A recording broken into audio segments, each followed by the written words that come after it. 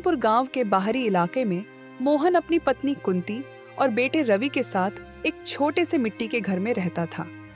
मोहन के माता पिता बचपन में ही गुजर गए थे, जिसके कारण उसे बचपन से ही संघर्षों का सामना करना पड़ा।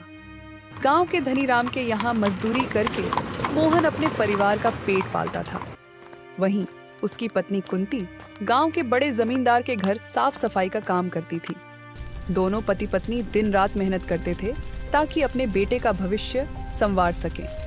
सर्दी का मौसम सुल्तानपुर में हर साल बेहद कठिन होता था। आमतौर पर तापमान -2 डिग्री तक गिरता था, लेकिन इस बार ठंड ने सारी हदें पार कर दी थी। तापमान -8 डिग्री तक गिर गया और बर्फीली हवाओं ने जीवन को मानो थाम सा दिया था। गांव के ज्यादातर लोग अपने पक्के घरों में आग जलाकर खुद को बचाने की कोशिश कर रहे थे, लेकिन मोहन और कुंती जैसे गरीब परिवारों के लिए यह ठंड किसी अभिशाप से कम नहीं थी। रवि, जो अभी 10 साल का था, ठंड में कांपते हुए अपनी माँ से पूछता, माँ, क्या इस बार हमें भी नई रज़ाई मिलेगी? कुंती उसकी बात सुनकर खुद को रोक नहीं पाई। उसकी आंखों में आंसू थे, लेकिन उसने मुस्कान का नकाब पहन लिया और कहा, बेटा, भगवान पर भरोसा रखो, सब ठीक होगा। ठंड के इस कहर ने गांव के अमीर और गरीब के बीच का अंतर और बढ़ा दिया था। जहां जमींदारों के घरों में लकड़ी के अलावा जल रहे थे और गर्म भोजन बन रहा था, वहीं मोहन जैसे लोग अपनी जान बचाने के लिए संघर्ष कर रहे थे। एक रात ठंड ने अपना भयानक रूप दिखाया। तेज बर्फीली हवा से घर के दरवाजे तक कांप उठे। मोहन ने अपनी पत्नी और बेटे को एक फटे पुराने कंबल में लपेटा और खुद ठंड सहने के लिए बाहर चला गया। वह धनीराम के घर के पीछे पड़े सूखे लकड़ों की तलाश में पहुंचा।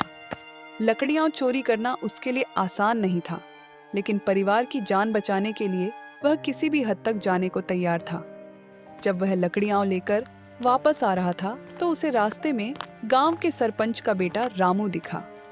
रामू ने उसे टोका और पूछा, मोहन, इतनी ठंड में बाहर क्या कर रहे हो? मोहन ने डरते डरते सच बताया। रामू ने उसकी स्थिति समझी और कहा, तुम्हारी मदद की जाएगी, लेकिन तुम्हें कल पंचायत में आना होगा। अगले दिन पंचायत बुलाई। मोहन ने अपनी गरीबी और संघर्षों की कहानी सबके सामने रखी। कुछ लोग उसकी बात सुनकर भावुक हो गए, तो कुछ ने उसे दोषी ठहराया। तभी रामू ने एक सुझाव दिया। उसने कहा कि गांव में एक सहायता कोष बनाया जाए, जिसमें अमीर और सक्षम लोग योगदान दें, ताकि गरीब परिवारों को ठंड से बचाने के लिए लकड़ियां, कपड़े और कंबल दिए जा सके। मोहन की ईमानदारी और साहस ने न सिर्फ उसकी बल्कि गांव के कई अन्य गरीब परिवारों की जिंदगियां बचाईं। यह कहानी बताती है कि इंसानियत और आपसी सहयोग के बिना समाज अधूरा है। ठंडी का कहर सिर्फ प्रकृति का प्रकोप नहीं था, बल्कि यह एक अवसर था कि गांव के लोग एकजुट होकर एक दूसरे की मदद करें।